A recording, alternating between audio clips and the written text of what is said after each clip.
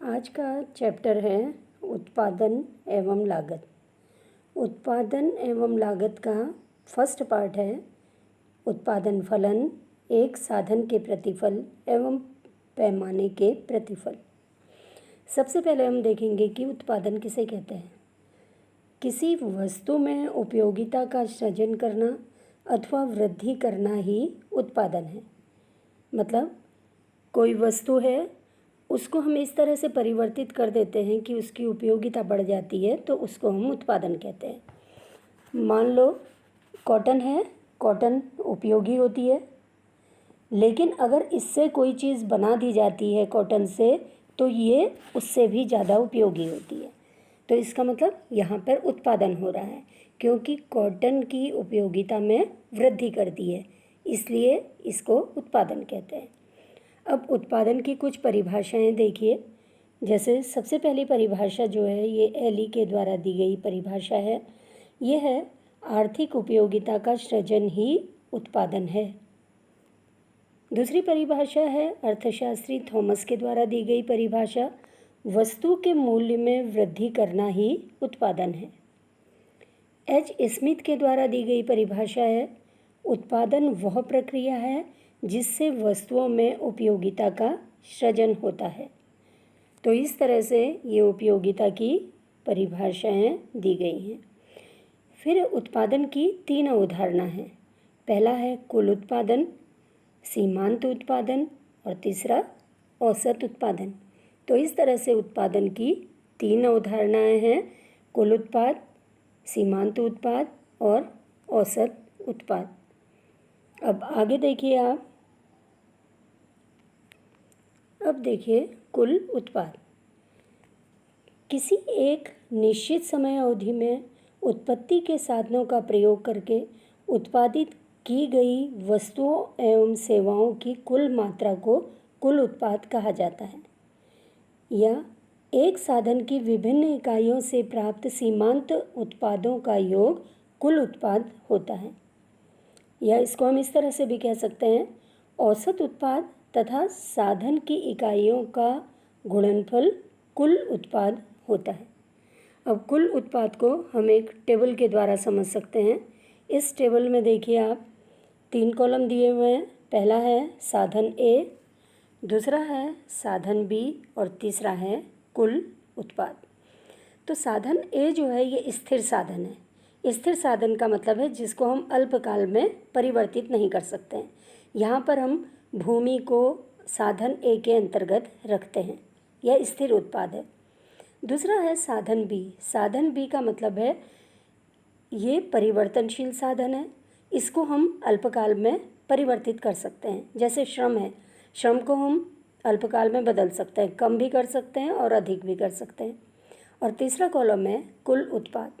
अब इसमें आप देखिए, साधन ए जो है या भूमि है, इसका टुकड़ा निश्चित है, इसकी मात्रा निश्चित है, लेकिन साधन बी परिवर्तित हो रहा है। श्रम को परिवर्तित कर सकते हैं, मतलब पहले कम श्रम है, फिर हम श्रम की मात्रा को बढ़ाते जाते हैं।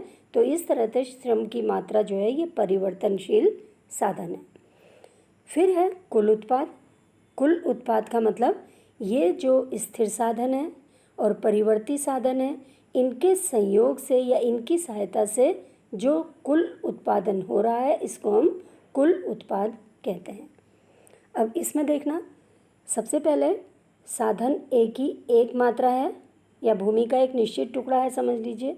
इसमें एक श्रमिक काम कर रहा है, तो कुल उत्पाद 40 इकाइयों के बराबर है। अब जमीन तो उतनी ही है, श्रमिक 2 हो गए हैं और कुल उत्पाद बढ़ गया है, 90 इकाई के बराबर हो गया।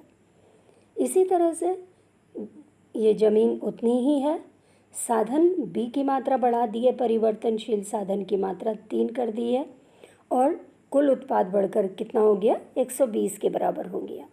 इसी तरह से चौथे श्रम को हम बढ़ा रहे हैं, तो कुल उत्पाद 140 हो गया।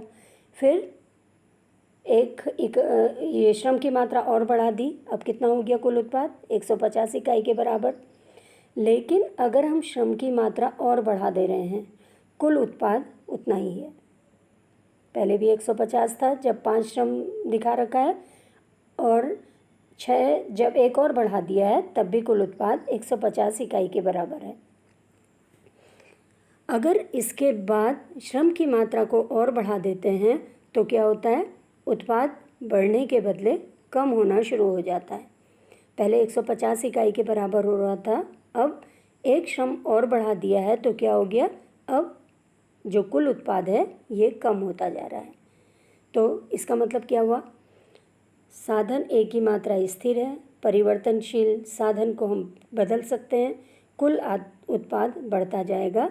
लेकिन एक स्थिति ऐसी आएगी जब परिवर्तनशील साधन को बढ़ाने पर कुल उत्पाद उतना ही रहता है, और अगर उसके बाद फिर बढ़ा दिया जाता है परिवर्तनशील साधन को तो कुल उत्पाद कम हो जाएगा।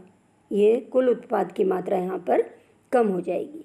तो इस तरह से साधन ए स्थिर साधन लिया गया है यहाँ पे, साधन बी से मतलब परिवर्तनशील साधन है, और कुल उत्पाद जो है इन दोनों के सहयोग से कितना उत्पादन हो रहा है इसको हम कुल उत्पाद कहते हैं।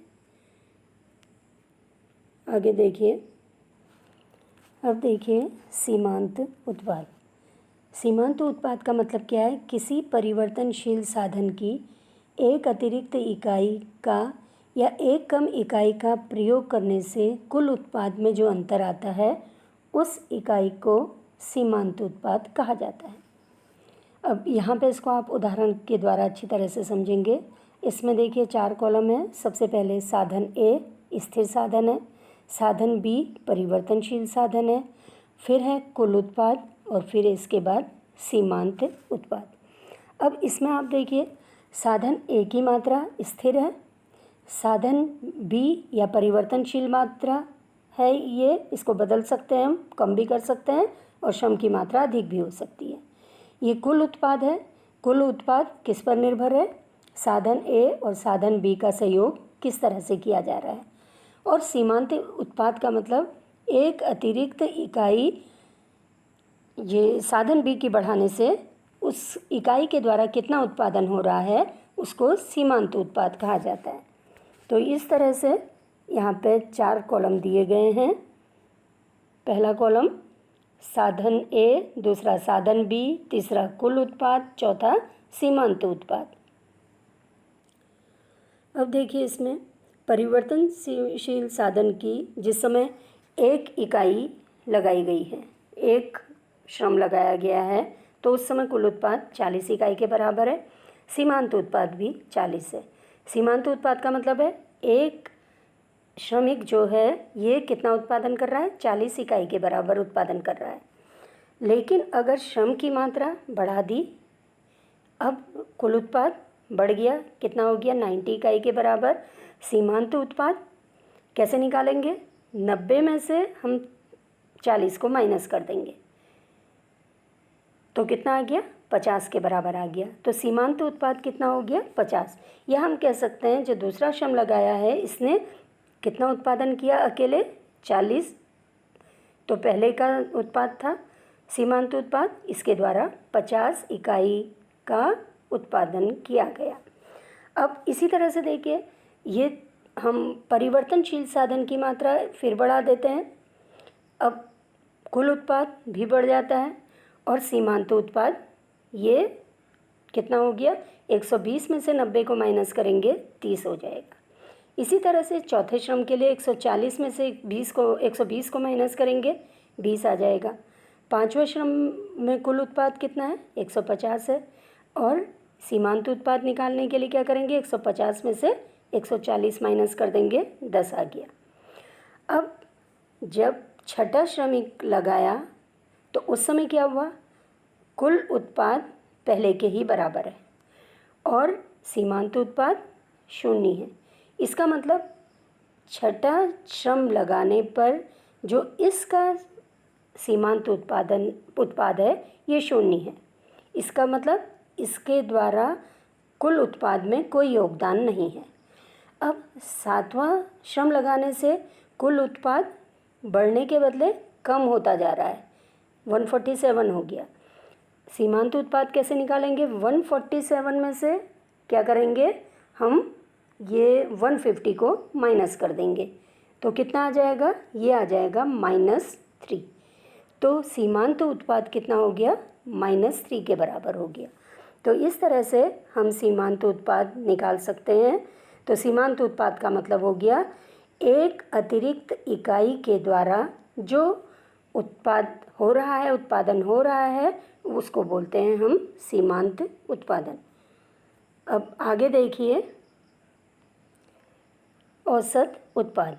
औसत उत्पाद का मतलब क्या है, जो कुल उत्पाद है, कुल उत्पाद में जो परिवर्तनशील साधन है, इसका भाग देने पर जो भी राशि प्राप्त होगी उसको औसत उत्पाद कहा जाता है। या हम कह सकते हैं परिवर्तनशील साधन के प्रति इकाई उत्पाद को औसत उत्पाद कहा जाता है। अब इसको टेबल से समझिए, ये साधन ए स्थिर है, साधन बी परिवर्तनशील साधन है, ये इनके द्वारा कुल उत्पाद है और यहाँ पर औसत उत्पाद है। अब ये औसत उत्पाद कैसे निकल रहा है, अच्छा सीमांत उत्पाद में आपने देखा वो धनात्मक भी होता है, शून्य भी होता है, ऋणात्मक भी होता है, लेकिन औसत उत्पाद हमेशा क्या होगा, ये हमेशा ही धनात्मक होता है, ये शून्य या ऋणात्मक नहीं होगा। तो इस तरह से ये क्या हो गया, औसत उत्पाद। अब ये निकलेगा कैसे, देखिए औसत उत्पाद।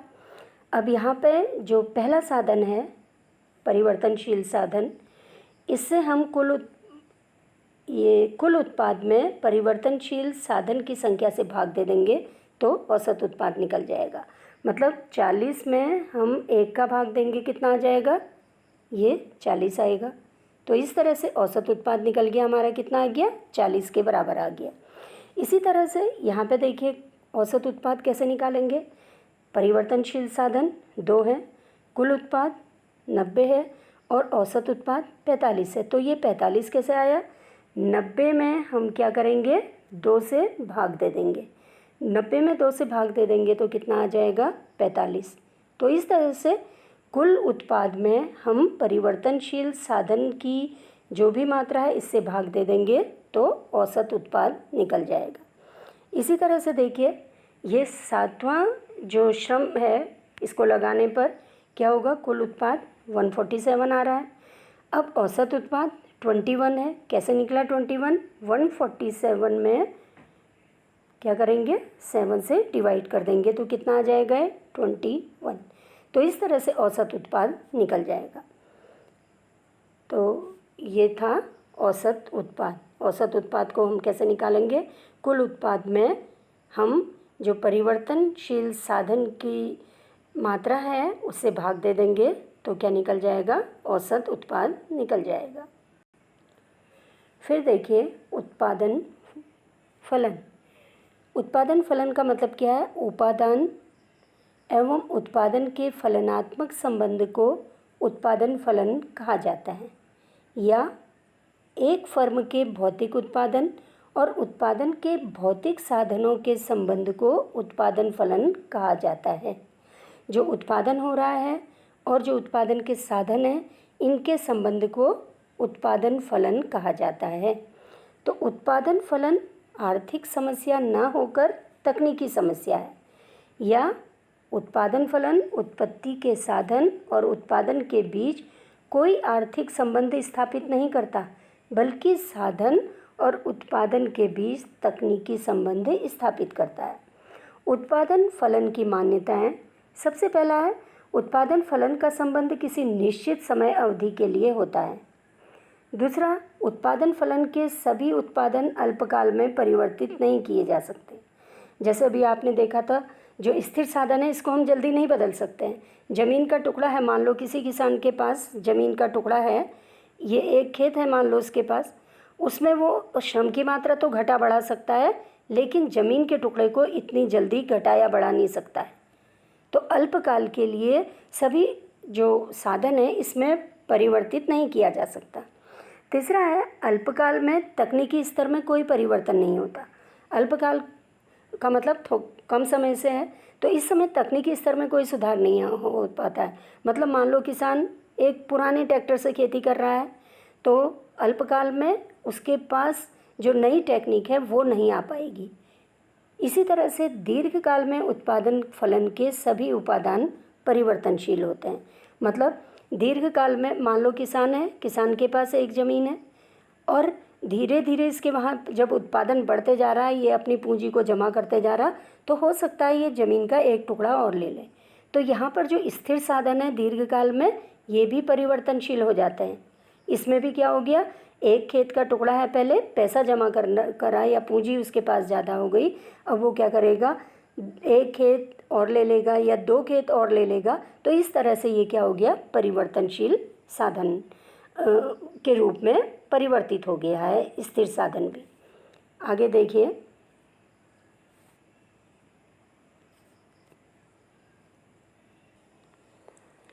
उत्पादन फलन की विशेषताएं। अब क्या विशेषताएं देखिए उत्पादन फलन की। सबसे पहला है, उत्पादन फलन उत्पत्ति के साधनों और उत्पादन के भौतिक मात्रात्मक संबंध को बताता है। दूसरा, उत्पादन फलन में उपादान और उत्पादन की कीमतों का कोई समावेश नहीं होता, मतलब कोई भी आर्थिक संबंधित नहीं होता। उत्पादन फलन का संबंध एक समय अवधि से होता है। उत्पादन फलन स्थिर तकनीकी दशा पर आधारित है, मतलब उत्पादन फलन अल्पकाल के लिए होता है, इसलिए तकनीक या टेक्नोलॉजी स्थिर है, उसमें भी कोई परिवर्तन नहीं हो रहा। पांचवा है, फर्म दीर्घकाल में जब सभी उपादानों को परिवर्तित कर लेती है तब ऐसे उत्पादन फलन को दीर्घकालीन उत्पादन फलन कहते हैं। अब मान लो दीर्घकाल में क्या हुआ, खेत की मात्रा बढ़ गई, उसके पास एक खेत था, उसने 2 और ले लिए, अब खेत की मात्रा बढ़ गई। अब वो श्रमिक की मात्रा बढ़ाएगा तो उसका क्या होगा, उत्पादन की मात्रा बहुत ज़्यादा बढ़ जाएगी। इसी तरह से देखिए, उत्पादन फलन उत्पादन का तकनीकी सारांश प्रस्तुत करता है। जब फर्म अपने उत्पादन फलन के कुछ उपादानों को स्थिर रखता है तथा कुछ को परिवर्तित करता है, तब इसे अल्पकालीन उत्पादन फलन कहा जाता है। अल्पकालीन का मतलब कम समय के लिए। जमीन है, मान लीजिए स्थिर है, तो हम क्या कहेंगे, इसको अल्पकालीन उत्पादन फलन कहेंगे। आगे देखिए, उत्पादन फलन। तो उत्पादन फलन देखिए, पहला है परिवर्तनशील उत्पादन फलन या अल्पकालीन उत्पादन फलन। दूसरा है इसी को देखिए पहले, ऐसा उत्पादन फलन जिसमें उत्पादन के स्तर और जो साधन परिवर्तनशील साधन है ये दोनों होते हैं। दूसरा है समान अनुपात उत्पादन फलन या दीर्घकालीन उत्पादन फलन, ऐसा उत्पादन फलन जिसमें उत्पादन के सभी साधन परिवर्तित होते हैं। तो यहाँ पर क्या हो गया, यहाँ पर तो सभी साधन दीर्घकाल में परिवर्तनशील है, लेकिन जो अल्पकालीन उत्पादन फलन है इसमें उत्पादन के कुछ जो साधन हैं, ये कुछ साधन तो स्थिर होते हैं और कुछ साधन क्या होते हैं, ये कुछ तो स्थिर है और कुछ साधन क्या होते हैं, परिवर्तनशील होते हैं। इसको हम क्या कर सकते हैं, बदल सकते हैं बार बार, तो ये परिवर्तनशील होते हैं। अब परिवर्तनशील उत्पादन फलन अथवा अल्पकालीन उत्पादन फलन क्या होता है, इसको देखिए। अल्पकालीन उत्पादन फलन में कुछ उत्पत्ति के साधन स्थिर होते हैं और कुछ परिवर्तनशील होते हैं। साधनों में परिवर्तित करने से साधनों का प्रयोग अनुपात परिवर्तनशील हो जाता है, जिससे क्या होता है, उत्पादन मात्रा में भी अंतर उत्पन्न होता है। इसे परिवर्तनशील अनुपात उत्पादन फलन कहा जाता है, या इसी को हम अल्पकालीन उत्पादन फलन भी कहते हैं। दूसरा देखिए, समान अनुपात उत्पादन फलन अथवा इसको हम कहते हैं दीर्घकालीन उत्पादन फलन। दीर्घकालीन उत्पादन फलन के लिए मतलब है इसमें इतना टाइम होता है कि स्थिर साधनों को भी हम परिवर्तनशील कर सकते हैं। तो दीर्घकालीन उत्पादन में एक फर्म अपने उत्पादन पैमाने को परिवर्तित करने के लिए सभी उत्पत्ति के साधनों को सुविधा तथा आवश्यकता अनुसार परिवर्तित कर सकती है। इसलिए दीर्घकाल में साधनों का प्रयोग अनुपात एक समान बना रहता है, केवल उत्पादन का पैमाना बदलता है। इसलिए दीर्घकालीन उत्पादन फलन को पैमाने के प्रतिफल भी कहा जाता है। तो इसको क्या कहते हैं, समान अनुपात उत्पादन फलन या दीर्घकालीन उत्पादन फलन, या उत्पादन फलन के को क्या कहेंगे हम, दीर्घकालीन उत्पादन फलन को पैमाने के प्रतिफल भी कहा जाता है। अब देखिए उत्पत्ति के नियम यहाँ पे दिए हुए हैं। उत्पत्ति के मुख्य 3 नियम हैं। सबसे पहला है साधन के बढ़ते प्रतिफल अथवा उत्पत्ति वृद्धि नियम। दूसरा है साधन के स्थिर प्रतिफल अथवा उत्पत्ति समता नियम। तीसरा है साधन के घटते प्रतिफल अथवा उत्पत्ति ह्रास नियम।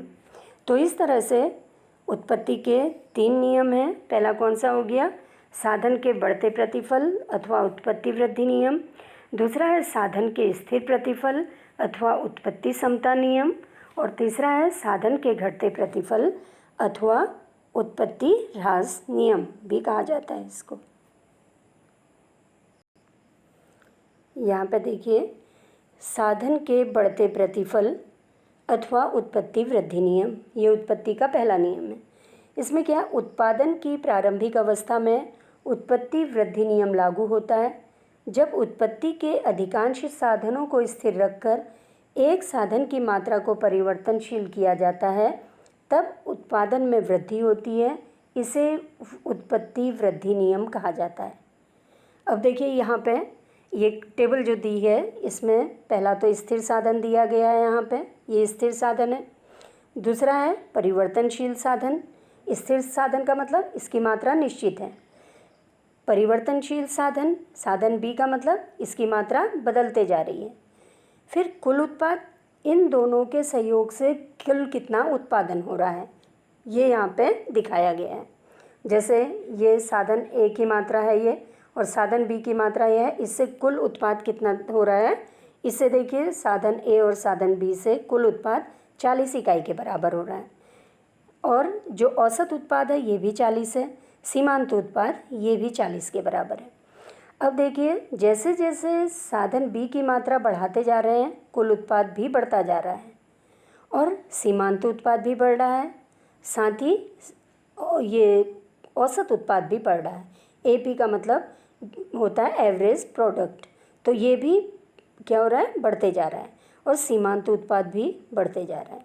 तो इसको अगर हम ग्राफ से दिखाएंगे सीमांत उत्पाद और औसत उत्पाद को, तो इसका ग्राफ किस तरह से बनेगा। देखिए यहाँ पे हमने जो ग्राफ बना है इसमें क्या है, देखिए OX पर परिवर्तनशील साधन दिखाया हुआ है, दिख रहा होगा आपको। ये OX पर परिवर्तनशील साधन है और ये OY पर कौन सा से क्या है, औसत उत्पादन और सीमांत उत्पादन यहाँ पे दिखाया गया है।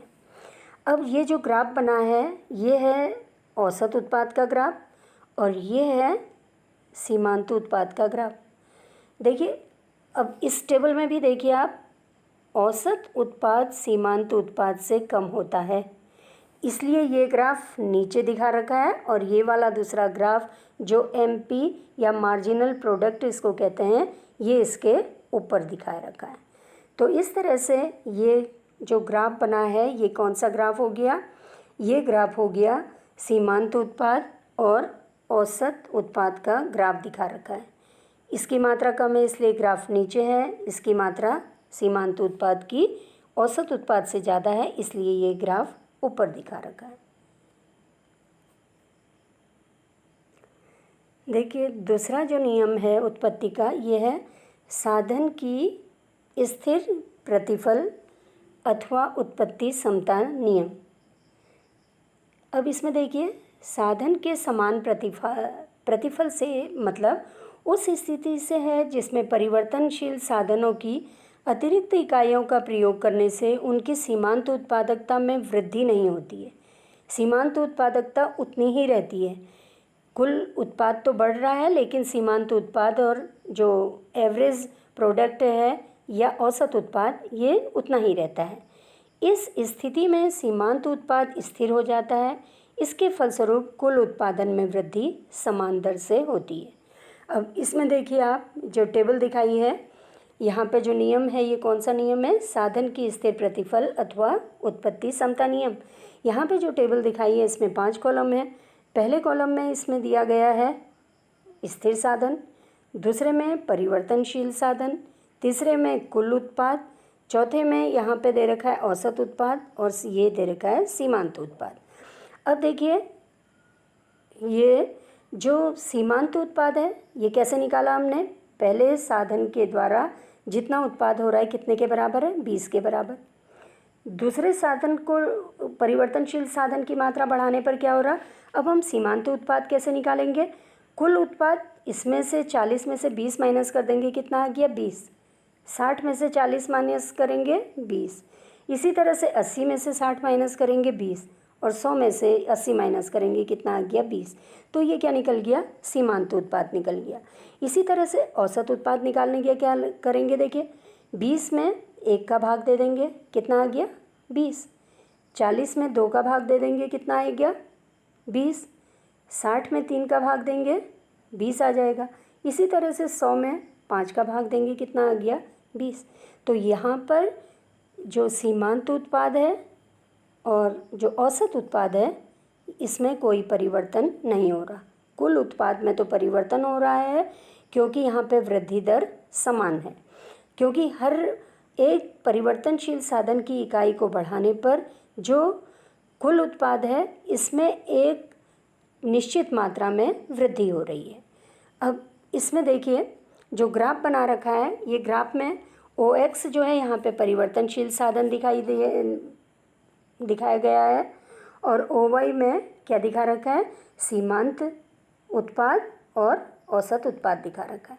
इसका अगर हम ग्राफ खींचें तो ये क्या आएगा, OX के समांतर एक सीधी सरल रेखा आएगी इस तरह से। तो यहाँ पे दे रखा देखो, औसत उत्पाद और सीमांत उत्पाद बराबर हैं, एवरेज प्रोडक्ट और जो मार्जिनल प्रोडक्ट हैं ये बराबर हैं और ये हर परिवर्तनशील साधन की मात्रा जैसे जैसे बढ़ाते जा रहे हैं तब भी क्या है, इसकी मात्रा निश्चित है। ये AP बराबर किसके हो गया, MP के हो गया है। अगला उत्पत्ति का नियम है साधन के घटते प्रतिफल अथवा उत्पत्ति ह्रास नियम। यह साधन के घटते प्रतिफल की दशा तब उत्पन्न होती है जब परिवर्तनशील साधन का सीमांत उत्पाद घटने लगता है, जिसके फलस्वरूप कुल उत्पाद घटती दर से बढ़ता है और इस दशा में उत्पादन की सीमांत लागत बढ़ती है। अब यहाँ पे देखना, ये स्थिर साधन, ये परिवर्तनशील साधन, इसके द्वारा कुल उत्पाद जो हो रहा है ये है सीमांत उत्पाद और ये औसत उत्पाद और ये है सीमांत उत्पाद। अब यहाँ पे देखिए कुल उत्पाद तो बढ़ रहा है लेकिन इसके बढ़ने की दर कम है, तो कम दर से ये बढ़ रहा है, इसको हम बोलते हैं साधन के घटते प्रतिफल अथवा उत्पत्ति ह्रास नियम। और यहाँ पे औसत अनुपात भी, औसत जो उत्पाद है ये भी क्या हो रहा है, कम हो रहा है, ठीक है। और यहाँ पे देखिए ये जो सीमांत उत्पाद है ये जो कुल उत्पाद है ये क्या हो रहा है, इसकी मात्रा घटती दर से एक तरह से बढ़ रही है। जो ग्राफ यहाँ पर बनता है देखिए, यहाँ पे औसत उत्पाद और किसका ग्राफ है, ये सीमांत उत्पाद का, तो ये ग्राफ इस तरह का आता है। मतलब जैसे जैसे परिवर्तनशील ये साधन की मात्रा को बढ़ाते जाते हैं, सीमांत उत्पाद और जो औसत उत्पाद है ये कम होता जाता है। तो इस तरह से ये ग्राफ इस तरह का बनेगा।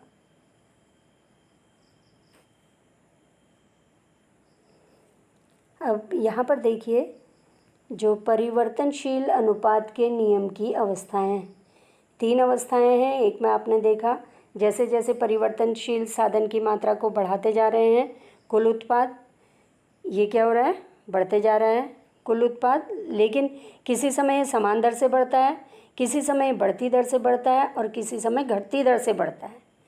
तो ये तीनों अवस्थाओं का ग्राफ यहाँ पे दिखा रखा है। इसमें कुल उत्पाद, औसत उत्पाद और सीमांत उत्पाद तीनों को यहाँ पे दर्शाया गया है। इसमें देखिए, इसमें यहाँ पे दे रखा है साधन ए। साधन ए का मतलब यहाँ पे क्या हो गया, ये स्थिर साधन है। साधन बी ये परिवर्तनशील साधन है और ये कुल उत्पाद दिखा रखा है। यहाँ पे औसत उत्पाद है और ये सीमांत उत्पाद है। अब इसमें देखिए साधन ए और साधन बी का सहयोग से कुल उत्पाद ये हो रहे हैं, ठीक है। अब इसमें देखिए कुल उत्पाद पहले 0 है, फिर 40, 100 इकाई के बराबर 150, ये बढ़ते जा रहा है। यहाँ पर आके ये स्थिर हो गया है, 220 पहले भी है और यहाँ पर भी कितना है, 220 है। इसके बाद परिवर्तनशील साधन को बढ़ाने पर क्या हो रहा है, कुल उत्पाद कम हो गया है। ऐसे ही इसमें देखिए यहाँ पर क्या हो रहा है, औसत उत्पाद जो है ये पहले बढ़ रहा है और फिर उसके बाद कम होता जा रहा है, लेकिन है धनात्मक, ऋणात्मक नहीं है औसत उत्पाद। लेकिन सीमांत उत्पाद क्या है, पहले बढ़ रहा है थोड़ा, फिर इसके बाद ये कम होते जा रहा है और एक बार शून्य हो गया और उसके बाद ऋणात्मक हो गया। तो यहाँ पर केवल सीमांत उत्पाद जो है ये क्या होता है, धनात्मक भी होता है, शून्य भी होता है और ऋणात्मक भी होता है। शून्य कब होगा, जब कुल उत्पाद स्थिर हो जाएगा। सीमांत उत्पाद कैसे निकालते हैं, 220 में से इसको माइनस करेंगे, ये कितना आ गया, शून्य आ गया, ठीक है। इसको हम ग्राफ से देखेंगे तो क्या है, देखिए ये टीपी का मतलब है टोटल प्रोडक्ट, कुल उत्पाद। नीचे इसमें दे रखा OX जहाँ पे है परिवर्तनशील साधन, OY जो है यहाँ पे कॉस्ट दिखा रखी है। कॉस्ट जो है ये टोटल कॉस्ट भी हो सकती है, कुल उत्पाद। और ये यहाँ पे देखिए, अब यहाँ पे जो टीपी वाला ग्राफ है इसमें आप देखिए ये क्या हो रहा है, पहले बढ़ रहा है, फिर ये थोड़ा स्थिर हो गया, इसके बाद कम होता जा रहा है, नीचे को गिर रहा है, ठीक है। फिर से देखिए कुल उत्पाद को, ये बढ़ रहा है, उसके बाद स्थिर हो गया और ये फिर नीचे को गिर गया। तो ये कुल उत्पाद को दर्शा रहा है ग्राफ। दूसरा ग्राफ देखिए, ये ग्राफ था औसत उत्पाद। इसमें क्या हो रहा है, देखिए ये बढ़ रहा है, फिर इसके बाद कम हो रहा है, लेकिन ये धनात्मक ही है, ऋणात्मक नहीं है और शून्य भी नहीं है, ठीक है। इसके बाद जो तीसरा ग्राफ है ये है सीमांत उत्पाद का ग्राफ। ये क्या हो रहा है, देखिए पहले बढ़ रहा है, फिर कम हो रहा है, एक स्थिति ऐसे आएगी ये शून्य हो गया यहाँ पे और इसके बाद ये ऋणात्मक होता है। जो OX लाइन से नीचे को आ रहा, इसका मतलब ये ऋणात्मक होता है। तो सीमांत उत्पाद क्या हो गया, ये धनात्मक भी है, शून्य भी है और ऋणात्मक भी है। जबकि औसत उत्पाद कम तो हो रहा है, लेकिन ये हमेशा धनात्मक ही रहता है, ये ऋणात्मक नहीं रहता है। यहाँ पे देखिए परिवर्तनशील प्रतिफलों के लागू होने के कारण, क्या कारण है इसके। पहला है एक या एक से अधिक साधनों का स्थिर होना, दूसरा है साधनों की अविभाज्यता, तीसरा है उत्पत्ति के साधनों का पूर्ण स्थानापन्न न होना और चौथा है साधनों की सीमितता। अब यह है दीर्घकालीन उत्पादन फलन अथवा पैमाने के प्रतिफल। दीर्घकालीन उत्पादन फलन का मतलब है यहाँ पर उत्पत्ति के सारे साधन, चाहे वो स्थिर साधन थे या परिवर्तनशील साधन, इतना समय होता है कि सबको परिवर्तनशील किया जा सकता है। इसको बोलते हैं दीर्घकालीन उत्पादन फलन अथवा पैमाने के प्रतिफल। दीर्घकाल में कोई उत्पत्ति का साधन स्थिर नहीं रहता, सभी उत्पत्ति के साधन परिवर्तनशील हो जाते हैं, उनको आवश्यकता के अनुसार परिवर्तित भी किया जा सकता है। पैमाने के प्रतिफल या दीर्घकालीन उत्पादन फलन का संबंध सभी कारकों में समान अनुपात में होने वाले परिवर्तनों के फलस्वरूप कुल उत्पादन में होने वाले परिवर्तन से एक दीर्घकालीन अवधारणा है। ये जो है एक दीर्घकालीन अवधारणा है, मतलब इतना समय है कि साधन को या टेक्निक जो है ये परिवर्तनशील हो जाती है। अब यहाँ पे देखिए पैमाने के प्रतिफल या दीर्घकालीन उत्पादन फलन जो है ये 3 तरह के हैं। कौन कौन सा है, पैमाने के बढ़ते प्रतिफल, दूसरा है पैमाने के स्थिर प्रतिफल, तीसरा है पैमाने के घटते प्रतिफल। तो इस तरह से पैमाने के 3 प्रतिफल हैं, पैमाने के बढ़ते प्रतिफल, पैमाने के स्थिर प्रतिफल और पैमाने के घटते प्रतिफल। फिर देखिए पैमाने की बचतें 2 प्रकार की होती हैं। पहला है आंतरिक बचतें। आंतरिक बचतें का मतलब है जैसे विशिष्टीकरण की बचतें, तकनीकी बचतें, प्रबंधकीय बचतें, विपणन की बचतें, वित्तीय बचतें और जोखिम संबंधी बचतें। तो ये आंतरिक बचतें होती हैं। आंतरिक बचत वे बचत हैं जो किसी व्यक्तिगत फर्म के विस्तार के कारण उत्पन्न होती है। जैसे जैसे उत्पादन की मात्रा बढ़ते जाती है, आंतरिक बचतें फर्म के अंदर ही उपस्थित होती हैं। दूसरी तरह की बचतें हैं बाहरी बचतें। बाहरी बचतें कुशल श्रम का सस्ती दर पर उपलब्ध होना। तो इस तरह से क्या है, कुशल श्रम का सस्ती दर पर उपलब्ध होना, परिवहन का उपयोगी विकास होना, वित्तीय संस्थाओं का विकास, उचित प्रशिक्षण, क्षेत्र में अनेक उद्योगों का विकास, प्रकाशन होने से सूचना संबंधी बचतें, क्योंकि बहुत सी जो उत्पादन से संबंधित प्रकाशन होता रहता है तो इसकी सूचना उपलब्ध होती है, यहाँ पर भी बचतें होती हैं, तो ये बाहरी बचतें कहलाती हैं।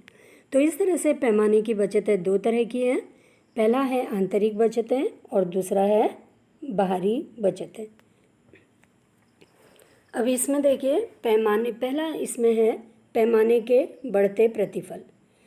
जब सभी उत्पत्ति के साधनों को एक निश्चित अनुपात में बढ़ाया जाता है तब पैमाने के बढ़ते प्रतिफल के अंतर्गत उत्पादन उस निश्चित अनुपात से अधिक अनुपात में बढ़ जाता है। इस प्रकार यदि उत्पत्ति के साधनों को 10% बढ़ाया जाता है तो उत्पादन में 10% से अधिक की वृद्धि होती है। इसको बोलते हैं पैमाने के बढ़ते प्रतिफल। तो यहाँ पर क्या हो रहा है, जो उत्पादन हो रहा है, यहाँ पर जो साधन है उत्पत्ति के साधन, अगर इसकी मात्रा 10% बढ़ा दी जाती है तो उत्पादन में कितनी वृद्धि हो रही है, 10% से ज़्यादा की। ये 11% भी हो सकती है, 12 भी, 15 भी, मतलब ये 10% से ज़्यादा की उत्पादन होगा। ये कब होगा, जब साधन परिवर्तनशील हो गए हैं सब साधन और उसको एक निश्चित अनुपात से बढ़ाया जा रहा है, तो यहाँ पे जो कुल उत्पादन होगा ये तेज़ी से बढ़ेगा। जैसे एक ग्राफ दे रखा है, देखिए OX में दे रखा है साधनों की प्रतिशत वृद्धि और इधर दे रखा OY में उत्पादन में वृद्धि। पहले देखिए, अगर साधनों में प्रतिशत वृद्धि OF के बराबर है, ये दे रखा है यहाँ पे OF के बराबर है, उस समय जो उत्पादन कितना हो रहा है, OR के बराबर हो रहा है। अगर साधनों में वृद्धि प्रतिशत वृद्धि हो रही है OF1 के बराबर, तो यहाँ पर कितना हो गया, जो उत्पादन में वृद्धि OR1 के बराबर।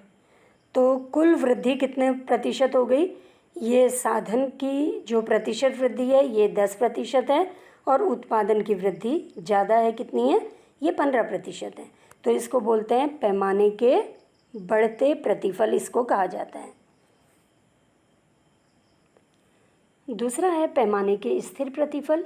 पैमाने के स्थिर प्रतिफल से क्या मतलब है, देखिए पैमाने के प्रतिफल की दशा में उत्पत्ति के सभी साधनों को जिस अनुपात से बढ़ाया जाता है उत्पादन भी उसी अनुपात से बढ़ता है। अगर साधन में वृद्धि 20% हो रही है तो उत्पादन भी 20% बढ़ेगा।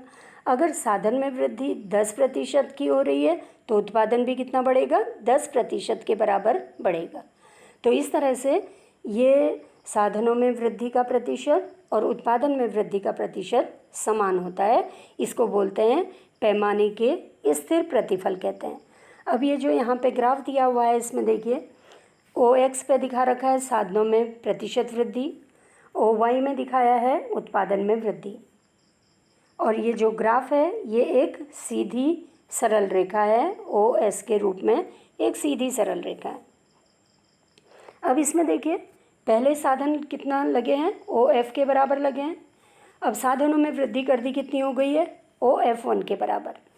इसी तरह से पहले उत्पादन हो रहा था OR के बराबर, अब उत्पादन कितना हो रहा, बढ़ गया, OR1 के बराबर हो रहा है।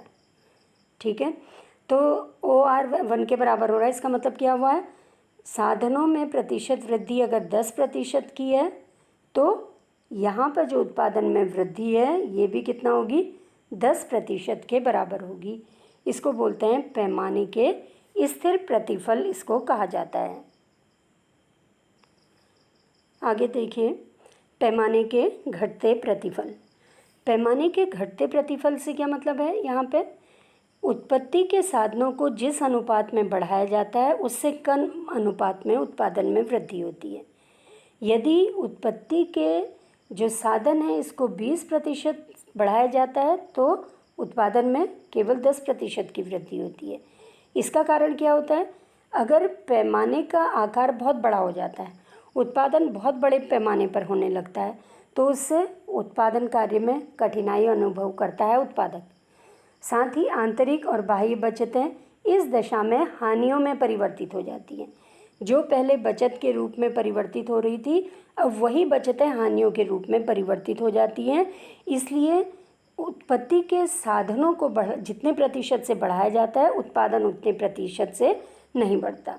ये ग्राफ में देखिए, OX में दिखा रखा है यहाँ पे